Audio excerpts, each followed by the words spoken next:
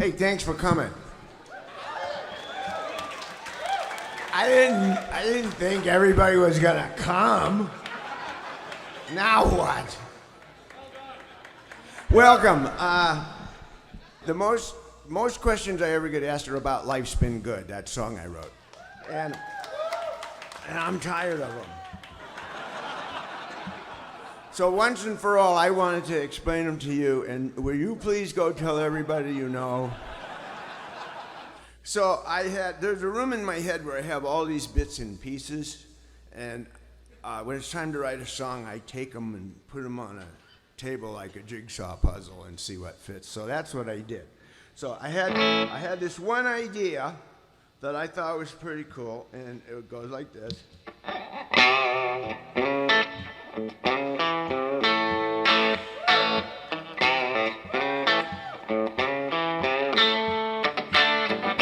Okay, I had that idea. So I thought, well, that's a good beginning. That gets me, there. But then I had no idea what to do. So I had this other thing that was going to be this other song that has nothing to do with the beginning. And that goes like this.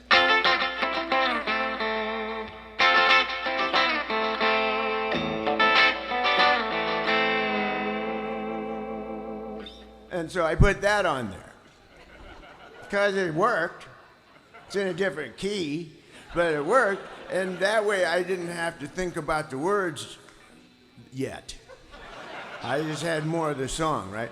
So then, now what do I do for the words? I had this other idea that for reggae, like from listening to Bob Marley too much. That was...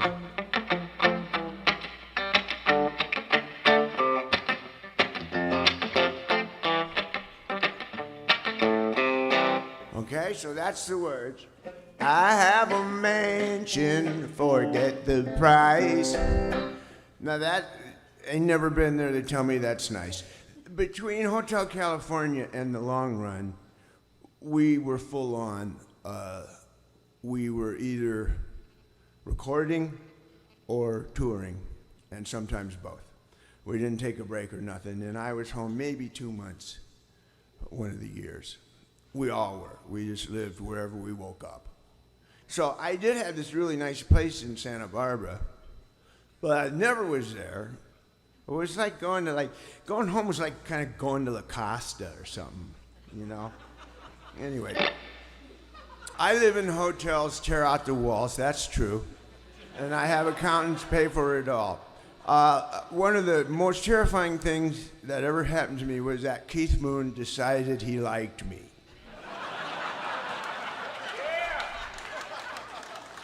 The James Gang was opening for The Who when they premiered Tommy in Europe. And Keith decided that he and I were going to stay up till the tour was over. Well, he decided it. And during those days, he taught me a lot about the finer arts of anarchy, chaos, damage, destruction, all of that. Mostly being hotels.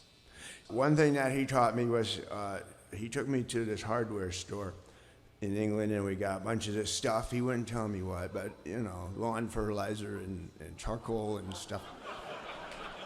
And then we hit a truck stop, and he bought some condoms, and then we went to the hotel and checked in, and that night after the show, we went to his room, and he mixed all this stuff up and put it in a condom and flushed it down the toilet. And it went down like 2 floors and blew some guy's toilet out of his wall. And I was impressed, I tell you. We're on to something here.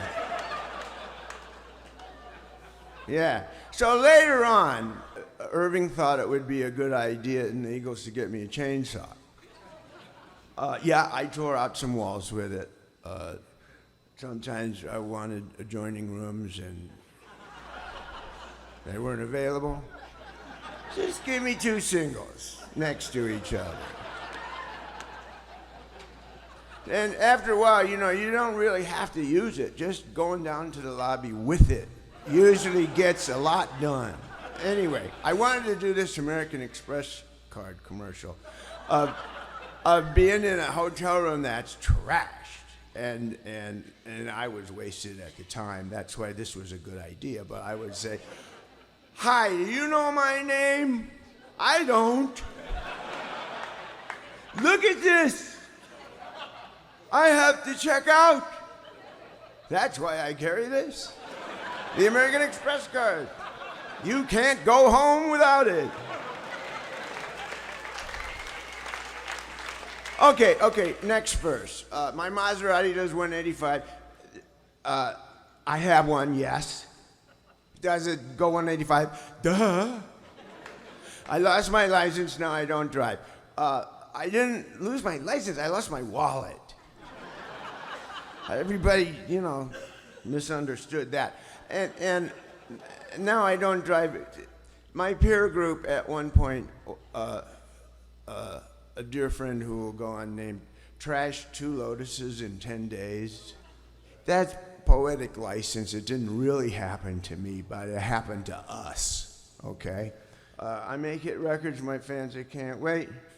They send me emails now. They don't write me letters anymore.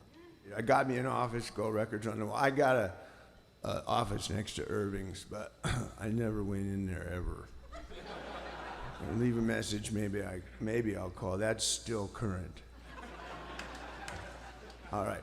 I go to parties sometimes until 4. True. Did you ever look at your watch and say, "Holy shit, I'm dead. I am dead." And you get up and you say, "Okay, everybody, I'm leaving again. Fuck you, goodbye." And you walk into a closet. It's hard to leave when you can't find the door. Tough to handle his fortune and fame. A lot of non-musical stuff comes along with success. So that's Life's Been Good in a nutshell. Everybody thinks I knew what I was doing. I didn't have a clue. It's all in different keys. It's all bits and pieces. All right. So we'll hear the sound of Irving, as I call it, and then I'll be out with the band, okay? Thanks. Thank you.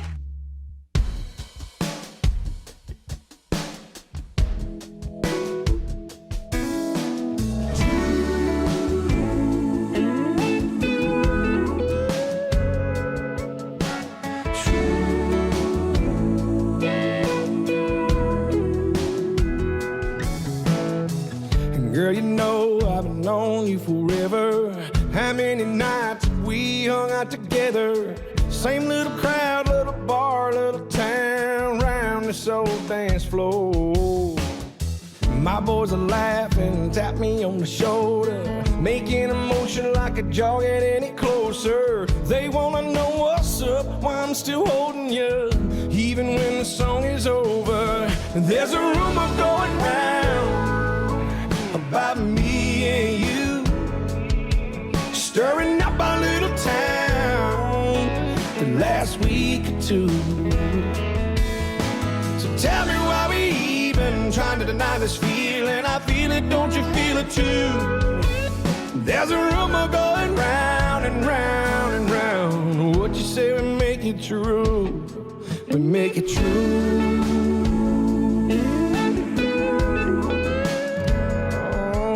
Make it true.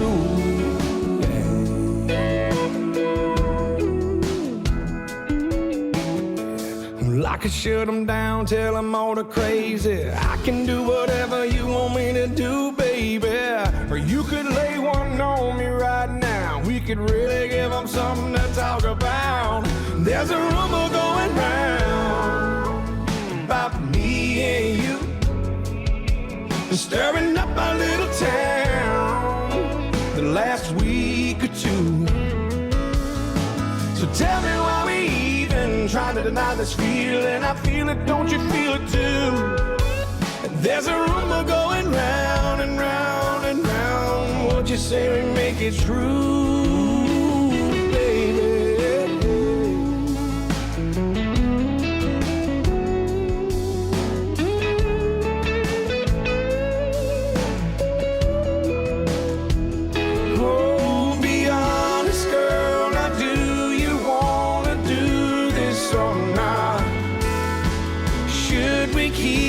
talking, girl, or should we just make them stop?